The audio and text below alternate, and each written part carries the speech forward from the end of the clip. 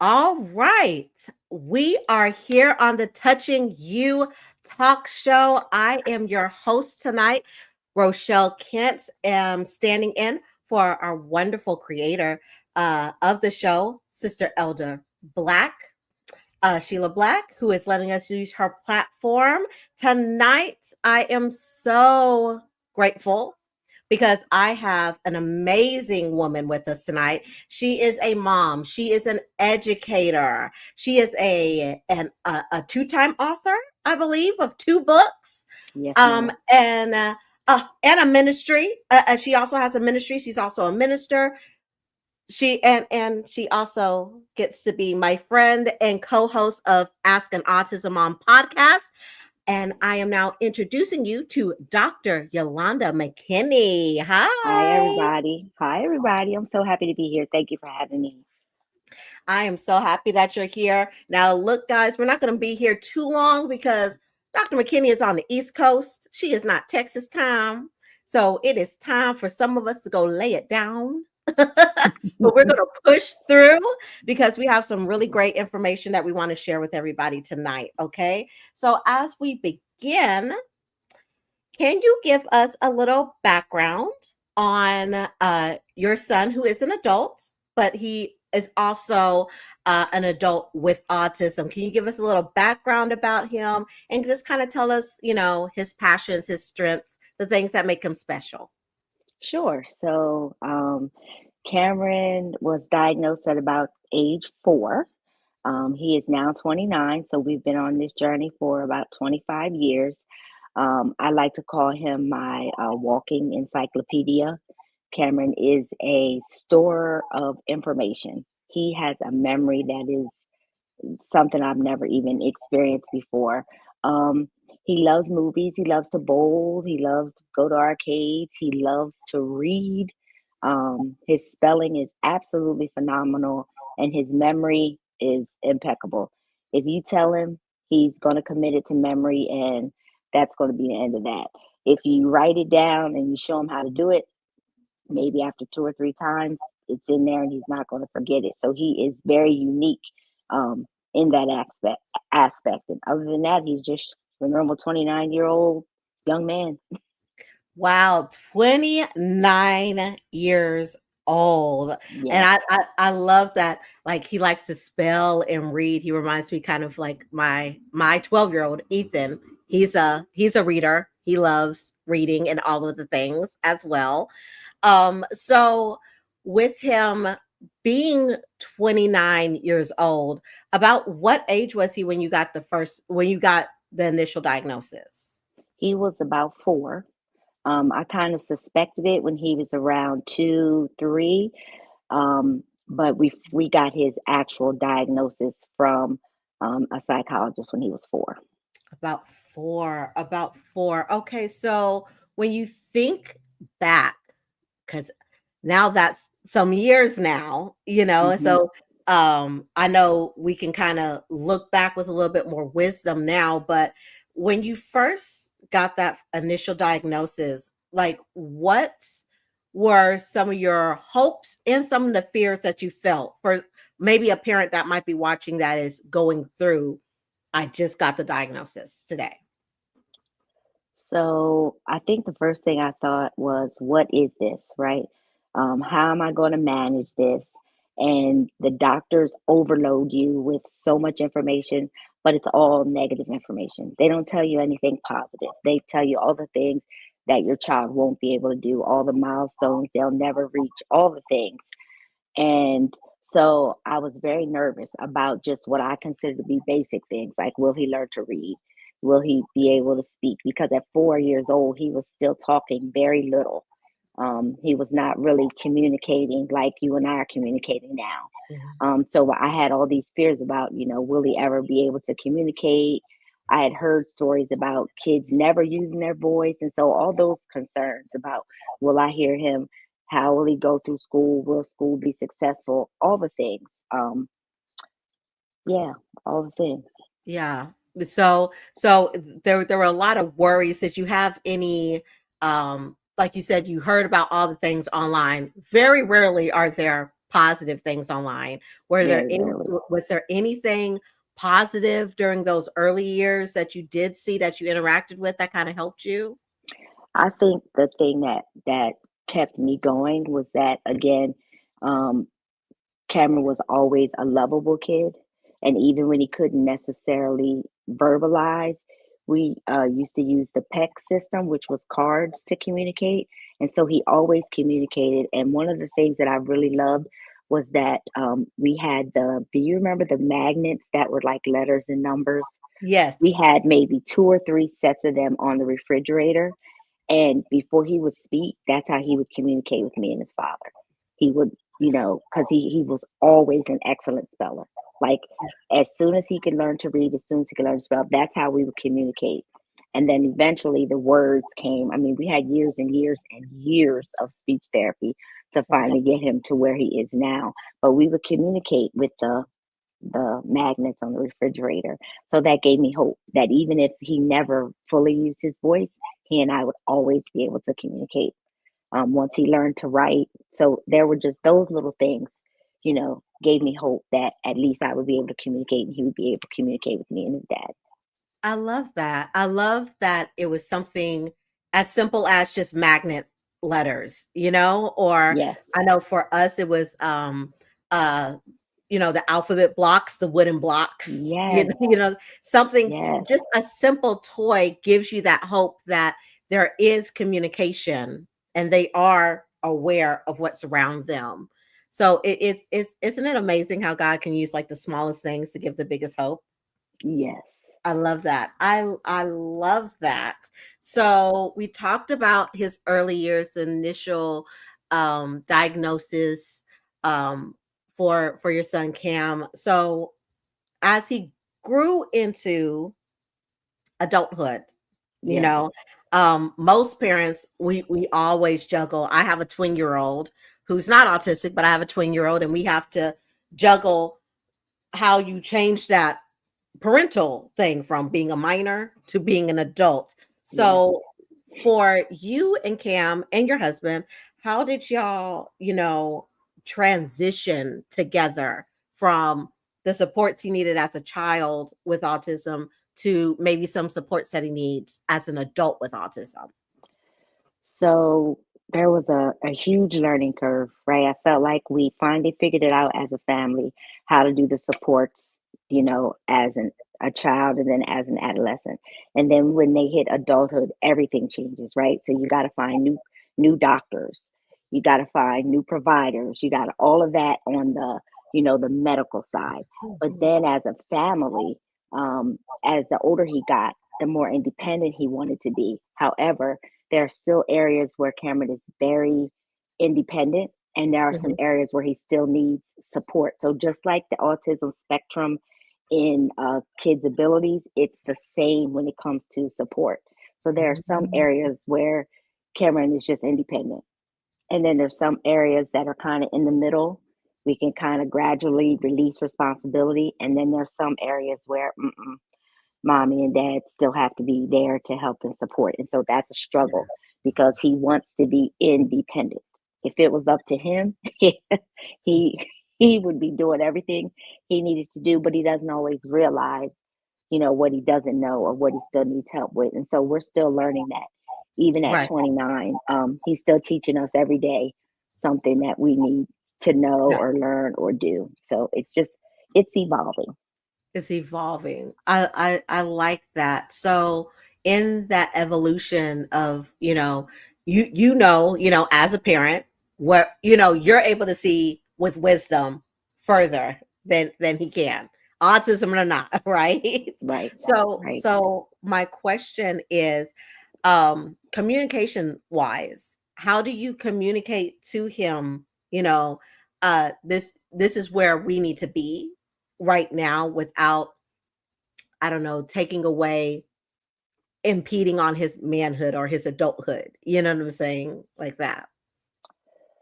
So he and I just have conversations, right? So he's not always able to express to me his frustration in words, but I will Mhm. see it in his behaviors, right? So we communicate.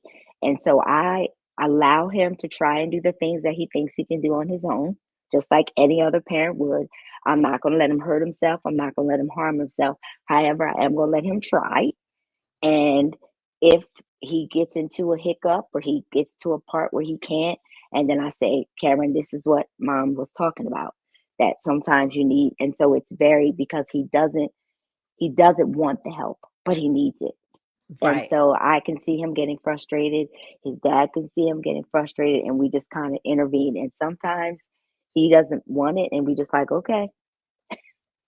Okay. So that's hard because no parent wants to see their kid struggle with anything. But we Mhm. all know that sometimes that good struggle will help them to see. And then sometimes he'll just come back and just ask, "So, mom, when you said such and such, were you talking about this or that or the thing?" So I do see a question in the chat that I want Yeah. to answer. So there was only one word and one picture on each of the pet cards. I'm responding to tyrannical. Um, and then in my support system, I am blessed to have a large support system. I have my mom, and it's almost like my whole family was educated. My mom worked with children with autism as I was growing up. So, God always orchestrates everything. So I had always been around children with autism, and my mom always brought the kids that she worked with to events at our church. And so my support system, my family is very well informed, they're very well educated. Um, and so I have a very large support system, and I'm grateful for that. That's a blessing. That's a blessing because I don't know how online you are, but right now there's a lot of discussion going on and a lot of parents on TikTok and Instagram speaking about the struggles that they have, and mainly being that they don't have support, that they don't feel like there's somebody there for them. So it's beautiful that you have that group, and that you have that group that's willing to learn as Yes, well. You know what I'm saying? Because some of the reasons why we don't have the group is we might be surrounded by people that don't right, want to learn it. right, And so you're right. like, well, I can't leave my baby with you because Absolutely. you don't have that knowledge Hmm. base about autism and things. So that is a wonderful blessing. And hello to everyone in Dr. McKinney's support cycle and circle and everything. Hello to everyone. Thank you for being there for her, her husband, and Cameron on behalf of her new bestie, Rochelle. Okay, so as we transition, I would like to talk about. I know that you wrote a book I on did. biblical friendships. Okay. And we will definitely get into that. But can you kind of touched on it a little bit about your support circle, but can you touch on how important it is to have friendships as you go through this journey of having a child with autism or a disability of any kind, actually? Yeah, so I think you and I have talked about this quite a bit, how important it is to be able to step away and to have people who can really be there to listen, because sometimes I just need to regurgitate, I just need to let it out. And it is very important to have someone who can just listen. I don't necessarily need you to respond. I don't necessarily need you to try to fix anything.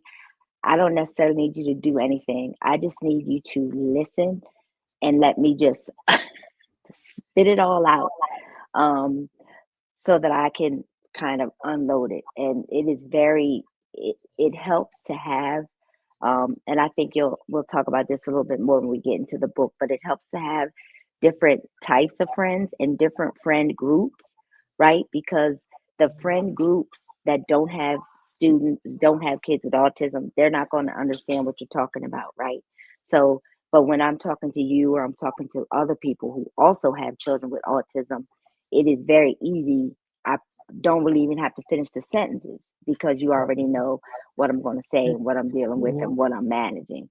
And then you have another group of friends who don't necessarily have that perspective, but they're just good people, right? So they're just good Yeah. support system, and they're just good people to have around and be around you and support you when you need it. So I think it's incredibly important. I don't know how you would get through if you didn't have other people to talk to about what you're dealing with every day.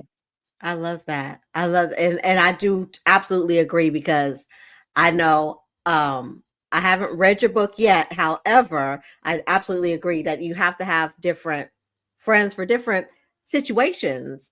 Absolutely. I have some friends that are just my, hey Rochelle, we're going to go watch a musical together and forget about our worries. You know what I'm saying? And I Yes, love that. And all I have to talk about is musicals and yes, Wicked and and stuff like that. And then I have some friends that I can get real churchy with.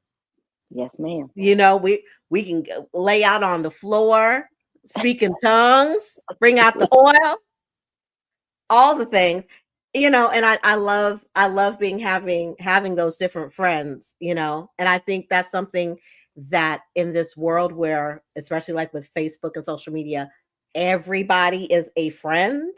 Yes. We don't know how to place people where they're supposed to be in our lives. And then we get upset that When they're people not aren't showing fulfilling up. that, right?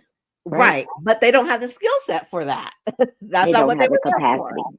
Right. Correct. Correct. Right. Now, before I move on more deeper into your book and everything, this is a question that I ask all of my guests who are married, because we do know a lot of times people who have special needs children, uh, the marriages, they don't, you know, they're Mm-hmm. not there, Mm-hmm. because it takes a lot. So, Mm-hmm. what kind of encouragement or advice can you give to maybe a couple who is navigating this world of disability, autism? How do they stay connected and keep, that love between each other? So I think the first thing you have to do is realize the strengths of each of you. There are some areas of managing my son and the autism world and everything that my husband is great at, and then there are other areas that I focus on. Right, so I'm the girl that's out there. The advocacy, I'm looking up the doctors, I'm doing all the things, and then my husband is just managing the behaviors. Okay, this is what we learned. So this, right, and when he was younger, my husband was like, "Well, I'll do the speech therapy and you do the OT and PT." So I think you have to find a way to balance all the things, because at one point Cameron was in OT, PT, speech. It was like this ongoing cycle for Cycle. maybe, I'm going to just say 5 years. Um 4 days a week for 5 years. That's a lot of time invested, and so, to your point, we had to carve out time. So it was when Mm. Cameron went to sleep, if he went to sleep, right? So that's a whole nother piece of that you're very much say aware of, say right? that part There, again. there are If times when he does not sleep, right? And yes. so you're awake because he's awake, and so you have to find the time. Now as he's gotten older and we've learned to recognize his stemming and manage what's going on with him, we've learned to set aside time. And I think the most important thing is to, like you said earlier, we talked about earlier, educate people, use the respite care that's provided, don't feel guilty, and find time for yourselves. There are times when Russ and I will go away without Cameron, and we have someone. I had 99.9% of the time, it's my mom. She is there. She really gives us that relief that we need. She comes, she takes care, does what she needs to do as a mom. She loves her grandson, Yeah. and you have to do that. And when it gets hard, you have to talk each other through the hard times. Yeah, you have to Ooh. talk. You have to talk each other through it. You have to continue to encourage each other, and most importantly, you have to pray with and for each other. Like, you have to keep God at the center, and you got to pray, and you got to trust, and you got to have faith. But you got to not feel guilty about stepping away as a couple and taking that time. You Right. know, as Cameron's gotten older, sometimes we just go to brunch, and I used to be like, "Oh, I can't believe we're going to brunch and leaving Cameron at home," right? And now I'm just like, "You want to go to brunch? Let's go," right? Right. Now, Right. 99% of the time we'll ask him, and he's like, "I don't want to go with y'all." Like, every now and then he'll join us. So I think just and again, that's happened with age. That was not the case when he was younger. Yeah. But you just have to be intentional about finding that time to be together and then be honest with each other when you do have those conversations. Like, this is really hard. Yeah, we had a hard day today. Like when Cameron Right. was in school, it would be like, tag, you're it. Because we knew we were going to get a call every day, Oh Rochelle. yeah. Something was going to pop up every day, right? I don't know how many times I said, I'm quitting this job and I'm just going to homeschool because Right. this is too much, right? Right. So we had to tag team that. Okay, this is your week. Okay, this is my week. My husband adjusted his work schedule, so somebody was always home. Like there's this realization of what life really is and not what you want it to be. So once you come to the realization of what life is, this is Hmm. what my life is, being a parent of a child with autism. Now I got to reset, grieve over what I thought it was going to be, and now figure out how this life is going to be that we actually have. Oh, That's the best advice I can give. oh wow. We're gonna have to have a whole nother episode because we're gonna have to talk about that grieving process that comes with, some of the things, grieving the life that you thought. Oh my goodness. Oh my goodness. But I love how you describe your husband and you just communicating. That's really the biggest part, is just keeping that flow of communication and being honest. It's hard to work on things if we're all saying, oh no, it's fine. Oh no, it's fine. Sometimes it's not fine. Yeah, we were actually in a support group that used to meet while my son had speech therapy. So when we lived in Texas, Cameron used to go to our children's center at Irving, right on Beltline, for speech therapy, and they offered a parent support group during the time of speech therapy, and that helped us tremendously as well. So we were there, and they talked us through and gave us pointers and tips while he was getting speech therapy, and so that was at least twice a week. So that helped as well. Um, and we I, just kind of carried that, all the things we learned, we just kind of carried it through. I love that. I love that. That's ooh, that's that's a lot to chew on, and I love it. I think that even if you aren't a parent of a child with a disability, you can absolutely use that Yes. intentionality that the two of y'all had to seek out the help and know that Hmm. you don't know it all. So Not at let's all. get the help. Not even a little bit. We didn't know anything. We were still young and married, right? And we were Right. still trying to learn each other. And then, yeah, it was a This on lot. top of it. I get it. I get it. So as we move along, tell me what inspired you to write a book about not just friendship, but friendship from a biblical standpoint.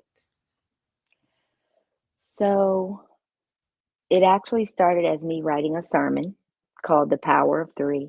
And I always like to do research about whatever topic God is giving me. And so as I began to research the meaning of three, look at, things that happened in threes in the Bible, I kept seeing these patterns around friendship and around prayer and around how intentional God was about who he had around him and how many people. And I just was like, this just keeps coming up, coming up, coming up. And so at the same time, there was a lot of, and I don't know if it's just, I feel like my phone can hear me. So I don't know if it was just my news feed, but I was getting all this stuff on my social media feeds about friendship, just adult friendships, parents trying to help their kids navigate friendships, just all this stuff. And I was like, I need, to make this connect. And I said, but in everything that's happening in life, like I need this to be something secure, right? Just not these random people that you pick and say, Right. "Oh, she looks nice. Oh, wow." Like none of that. Like really intentional about friendship. And so I prayed about it. And I was like, "Okay, God, so what I see what you're telling me. I hear what you're saying. I'm going to write the sermon, but I feel like there's more to this. Like, what is it you want to write?" And I literally sat down on a Friday afternoon, and by Sunday night, it was done. Like, it was, and I mean, it's a quick read. Wow. It was, and that it just flowed really, really easily. And so that's kind of where the inspiration inspiration came from. I think it's going to help a lot of people. I won't give everything away because I want you guys to get the book. Right, But right. I don't want, I you know. want, I don't want to give you everything because I want you to get the book. I see some more questions in the chat. How's the experience of teaching your son about religion? So I just take him to church. I don't, I just take him to church and then answer whatever questions he has afterwards. So he would ask me questions like, I think the thing that confused him most was the whole Holy Trinity. He didn't understand how the Father, Son, and the Holy Ghost could be one person. I did the best I could. I'm sure I didn't get it right. I did the best I could and asked God to help me. And, were there some communication breakdowns? Absolutely. Because I didn't necessarily say things. And my son is very literal, so you have to give him the facts. He's very inquisitive and Yes. he wants to know. And so, yes, there were some communication breakdowns. And actually, when I lived in Texas, my therapy resources came through my pediatrician. Everything came through my pediatrician. Same thing happened here when I came to Delaware. I've always been blessed to have good doctors, and so even when Cameron transitioned from a pediatrician to a regular PCP, um, I was given a plethora of resources. Now, it wasn't always easy to get in with the resources they suggested, and like that took some intentionality and some hard work. But that's how I found those resources. Now I imagine you could Google them and go online. I just don't really trust that. Like in my gut, I much rather have a person. Yeah, However, I think whatever you feel comfortable with, if you're okay with looking at reviews, pray, of course, that God lead you. But that's kind of where I went and how I found the resources that I use. I love that because I've experienced that myself. Every place that says that they have the capacity to work with children with autism, do not. It's just something they throw up there, just like pretty much everything is organic.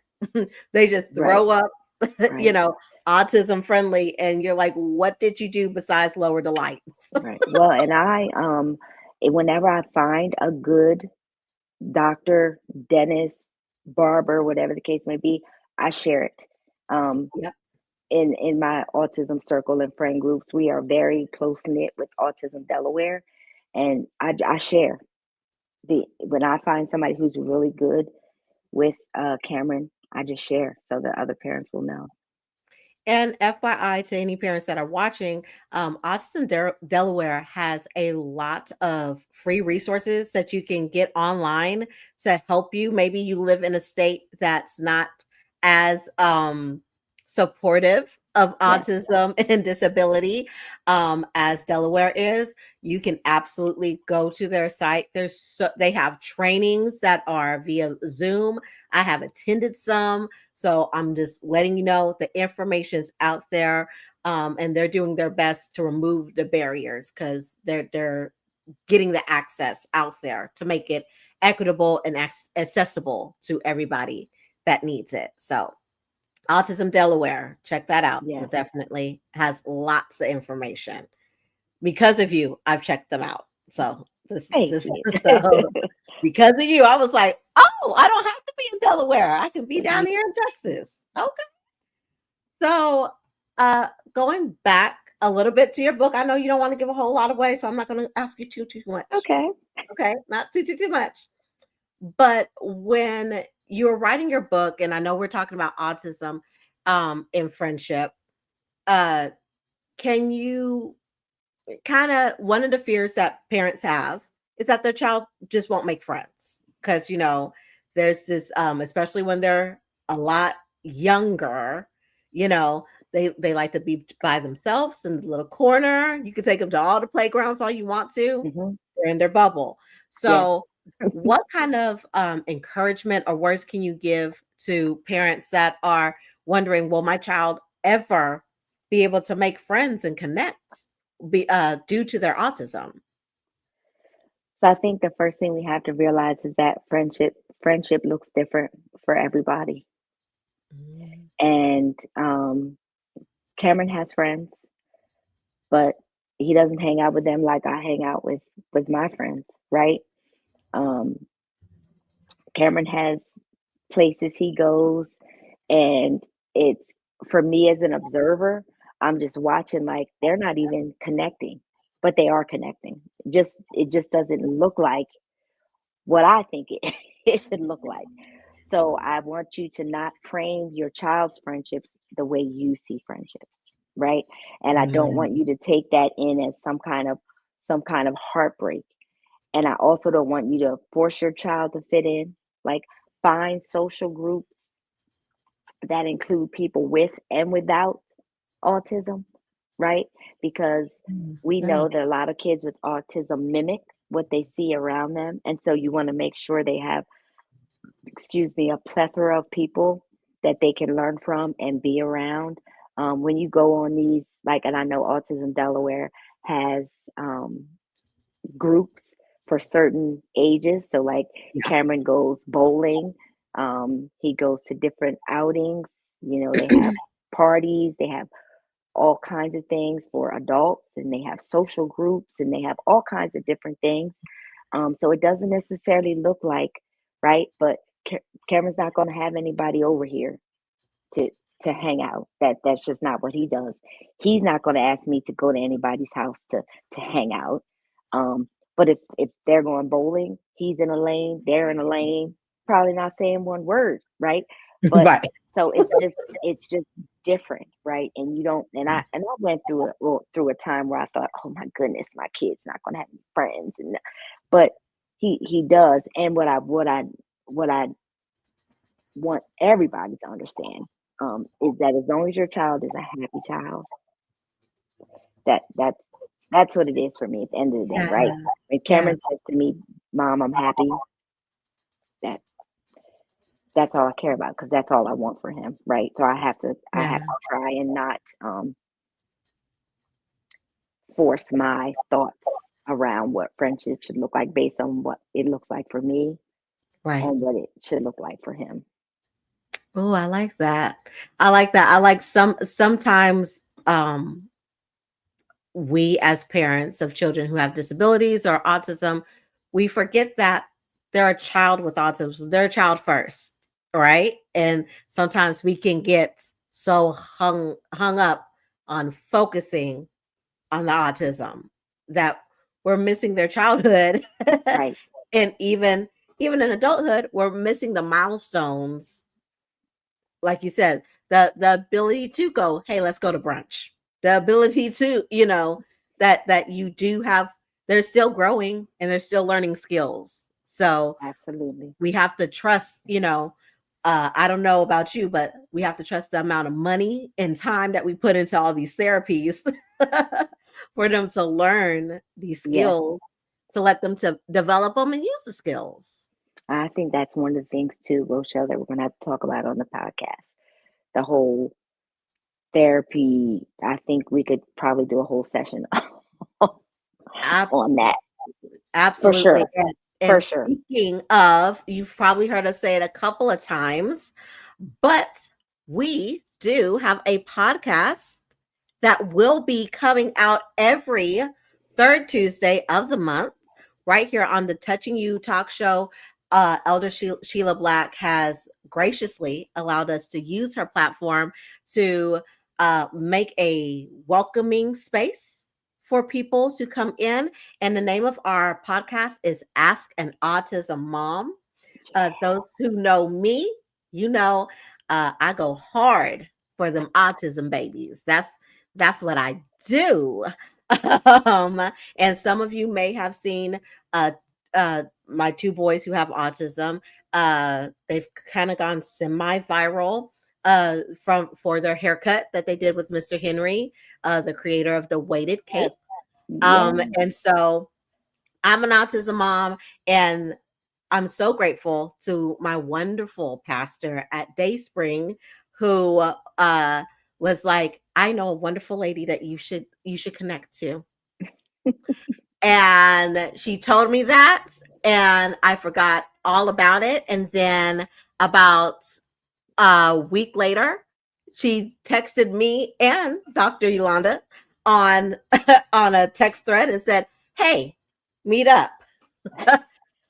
And we have been connected ever since. I think it's been Yes. almost a year now. I I don't know, has it been that long already? I think it has. I think it's been almost Oh, a year now. Can you believe it? no, I feel like Um, we've known each other for a long time. for a very long time. So, Yeah. and Dr. Yolanda McKinney, she is not just an autism mom. She is an educator. So the great thing about asking an autism mom, you'll have someone like me who's kind of out here in the grassroots trenches of it all. Okay. Um, and dealing with navigating this world with younger children with autism.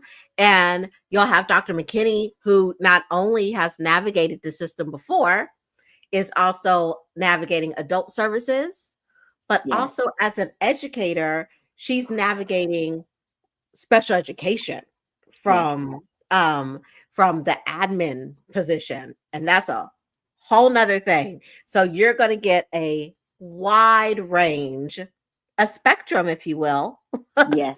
of, of information and insight. And so if you do have questions, because we definitely want to take your questions. If you do have questions, that you would like us to address during that podcast, which will be the third Tuesday of every month, you can send it to Ask an Autism Mom Pod, POD, at gmail.com. Once again, that's Ask an Autism Mom Pod at POD at gmail.com. So we definitely want to be able to answer your questions. If we don't know, we will try to Do our get best. we yes, and hopefully we'll also be able to bring in other guests that will be able to answer some of your questions, because we're not here thinking that we are to be all end all. Right. Okay. And so with the wonderful resources that we have between each other, we definitely just want to be a space for you all to ask questions, get answers, and get pointed in the right direction, because right now, more than ever, with everything that's going on in the world, we need community. Yes. We definitely need community. And we need to use the internet in a positive way. I So agree. even with Dr. McKinney being in Delaware and me being here in Texas, um, we gonna make this thing work. Yes. And and Yes. we're gonna be able to help uh parents and families across this nation, I not believe it. just in our little bubble. Our little So bubbles. Yeah. yes, our little bubble. So we're about to shake it up. So make sure that you tune in, because we want to hear from you and we want to help you and support Yes. you. So please be there and join in, become one of our friends. We're excited. Yes, we are so excited. So going a little bit further as we kind of slow and wrap up, because I don't want to keep you too long, because I know it's going on almost 9 o'clock where you are. It is. I want I want to ask you another question that I always ask everybody that I interview. What is a song or a scripture Wow. that helps you on your hard autism days, autism mom days? Because we know we have those days. I was just telling you before we got on, those days where we're like, you know what, Jesus, close your eyes real quick, just real quick, Yeah, because and cover your ears. okay, because I'm about to let Yeah. him have it. I'm Yeah. tired, and it's system after system and Yeah. situation after situation. Not so much our kids, but it's the things that we're dealing with Yeah. in this bubble. So, what is Right. a song or a scripture that helps you through Well, that? my scripture is a familiar one. I always go to I can do all things through Christ who strengthens me. And I Mhm. just say it over and over and over and over again until I believe it. Because sometimes you just don't feel like it. You're like you said, Rochelle, you're just tired, you're just exhausted. And that's the reality, right? That's the other thing that I really love about this podcast. I think we're going to be able to just let people see the real life. Like, this is who we are. This is how we present. but this is how, it really is a challenge raising these kiddos. And so I just had to keep saying to myself, I can do all things through Christ who strengthens me. I can do all, and then I just remind myself, God's never going to put more on me than I can bear. Like Yeah. He's never going to put me on. And I just say those things to myself over and over again. And then there's a song that I just ran across, and I don't know if it's new or old. It's called Not Moved by Victor Thompson. And it's like, I'm not moved by what I see. He's seen it all. He's gone before me. And it's like a little like chant type song. And he just kind of Yeah. says that phrase over and over. And it has become one of my mantras. So now when I get to that, I'm just like, I'm not moved by what I just push play and, and let it play over and over, because sometimes that's all you can do, right? Because the hard days are really hard, the good days are really good. Yeah. And that's not just from being a mom of a child with autism, right? That's just being a mom, but it just gets Yeah. exacerbated, right? Yeah. When you have a kiddo that has autism. So Yes. Yes. Yes. Yes. yep, I like that. And what was the name of that song again? Because I definitely want to check it it's out. called Not Moved, Not and Moved. the artist is Victor Thompson. Victor Thompson. Okay, I'll definitely check that out because I'm trying to make myself a playlist because I'm to the point to where I can't have one song. Okay. Yes. Because if I don't make my holy playlist, it'll go to Nuck If Your Butt. So I need, you know what I'm saying? So I need to have a whole Yeah, list of songs over there send for you some of my favorites. I love it. I love it. I Yeah, love it. Um, but as we get close to wrapping up, I also want to show people, you also wrote another book. You have I another book. did. This is The Bear the Box, The Blanket, a 30-day devotional for mothers who've lost a child due to premature infant death. Yes. And so again, Dr. Yolanda McKinney has just an amazing story, an amazing testimony. Yeah. And this book, uh, I have given to friends to read, and it helps. It really does help. During that, I know a couple of friends who have gone through that loss, and they've had to deal with and deal with it, and they've also been blessed with the rainbow babies later. But it is a tough thing. It is very It is unique experience. a very unique experience to lose a child, and uh so I just want you to know that um when you come and you listen to Ask a Autism Mom podcast, um you can also send other questions because Dr. Yolanda McKinney is also a minister. She is also a minister. She is the minister overseer of the Gate Ministries. She usually goes live on Sundays as well. You can find them on Facebook as the Gate Ministries. Yes. And if you need a prayer, if you need an encouraging word, absolutely reach out because she's I'll there and respond. and she will Yes. respond and she prays. There are times when I can feel that I may not even talk to her that day, but I can feel that she's praying for me because the spirit of calmness comes upon. If I don't know if you notice, I'm kind of like over here and she's very I demure. am. You know, Not always. not Well, always, but not I'm always. 99.9% of the time. yeah, I'm kind But of like the see, one of we balance each other out. we balance each other out. So Yes. whenever I feel that calmness come upon me, I go, well, there goes friend praying for me, and I'm gonna calm down. Let me And stop. whenever I get hype, I'm like, oh, Rochelle's like, yeah.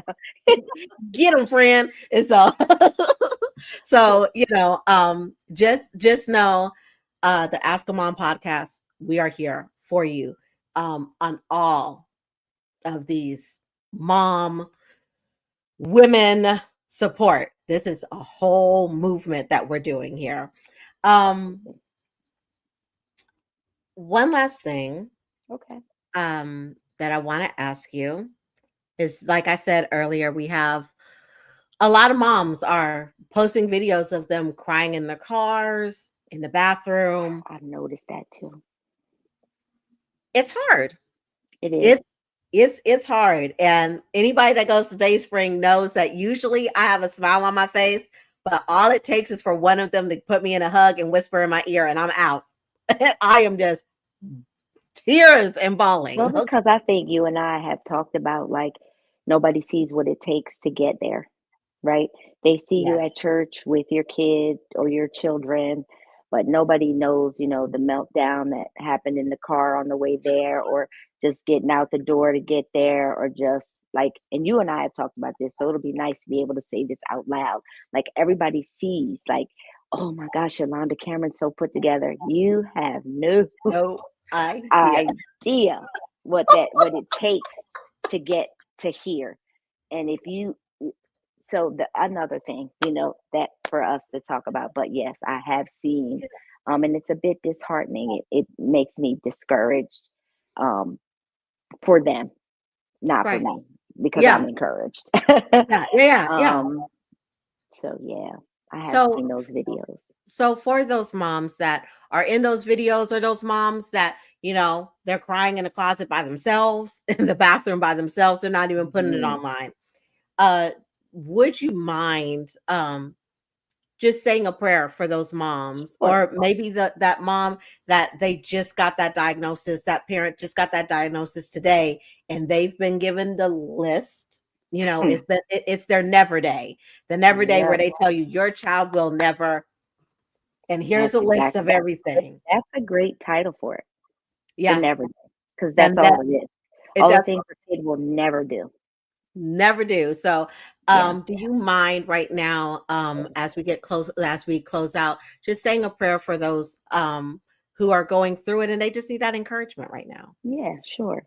So, God, I thank you right now, first of all, for this opportunity just to be here and to share our experiences together. And thank you for this opportunity to just kind of pour into the lives of those women and those moms who are living with autism. So, God, first for the mom who got that diagnosis today, God, I ask that you would just bring peace to her. God, I would ask that you would just allow her to think about all the things that she wants her child to do and all the things that her child is going to be able to accomplish. God, I ask that you would allow her to flip the narrative, and for everything that they say is negative, God, I ask that you would give her something positive. But God, I also ask that you would give her someone who'll be able to listen and who'll be able to understand and she'll be able to pour into, and someone that she'll be able to pour out to. God, surround her with people who will understand, surround her with people who will give her the opportunity to pour out. God, encourage her, strengthen her, give her the courage and the ability to know that she is well able to handle what you've given her. And God, for every mom who's just feeling the weight of autism on today, God, I ask that you would lift those burdens as only you can. God, you have very broad shoulders, God, and all those things that we like to hold on to. God, I ask that you would allow us just to give them over to you right now. God, I ask that you would just bring them peace, God, that you would give them the peace that surpasses all understanding, God, and that you would give them a glimpse of hope. God, that their child would do something new, would do something different, would do something that they never expected, God, just so that they can see hope. God, and then I ask that you would allow them to just be surrounded by love and kindness, and that you would pour out your spirit on them, God, and allow their prayer language to change, God, in a way that's positive, in a way that's hopeful, God, and just hold them in your arms. God, you know, and there are things that you allow us to go through to mature us and to help us, and that you do the same for our children. So, God, we just thank you right now for all things new. We know that you do all things well. God, we know that you are the orchestrator of all things, and so we just thank you, um, right now. In your son Jesus' name, I pray. Amen. Amen. Thank you for that beautiful prayer. Again, we added a link inside of the chat for Dr. Yolanda's book. We want to say thank you to Miss Sandra. Thank you for coming and watching the show tonight. We thank you so much. We thank you to my oldest son. Thank you for being in the chat and asking a whole bunch of questions. It's not like we don't live together. You've never asked me these questions, but okay. I'm glad that you saved them. That's what the podcast is for, right? To make Absolutely. it to make it more comfortable for people Absolutely. to ask questions. So, and Well, and that's strange because that's your son and Sandra is my mom. ah, That's my mommy. hello, That's my mommy. mom. I'm your new bonus daughter. Hi, Yeah, my mom. my biggest supporter. I love Yes, it. I love it. And yes, thank you to Sister Cynthia, my day spring security buddy. hmm We be on security together. So that's thank you. a Friday morning prayer warrior right there. Listen, yes. And last but not least, I want to Thank you, thank Elder Elder Black. Sheila Black. She is she just has such a big heart and she's always willing to share her space with people. And like I told her earlier, one thing about the women at Dayspring, the people of Dayspring, they are going to push you into your gifts. Yes, And yes, they, while they are cheering you on, they're like, go on, go on, yes, go on. yes, And I think it's a trickle down from Pastor Dickerson, Pastor Sonia Dickerson, and and Bishop as yes, well, because the two of them, they're like, yes. you got the gift, go. Yeah. So it's like, Shout out to Bishop and Pastor Sonia. We love you. yes, yes, we love you so much, your Dayspring family. We're in here doing the things for the kingdom. That's what we are doing. So Amen. thank you again for being here. Thank you for your You're welcome. time. You're welcome. Again, you can find Dr. Yolanda McKinney. Look up the GATE Ministries on Facebook. She has a word. She's also posting wonderful, encouraging things throughout the week. So it always comes in a pinch when you need it. So definitely do that. Get her book. We can need to make her a bestseller, y'all, because y'all need to learn about friends. Okay, friendship from a biblical perspective, not just what the TikTok is telling you as a friend. Get with it, friends. Okay, and just thank you, everybody. And if you have any questions for our Ask a Mom podcast, please send those questions to ask an autism mom, pod, at gmail.com. That's ask an autism mom pod, at gmail.com. Thank you, everybody, and you have a wonderful night. We love you. Good night, everybody.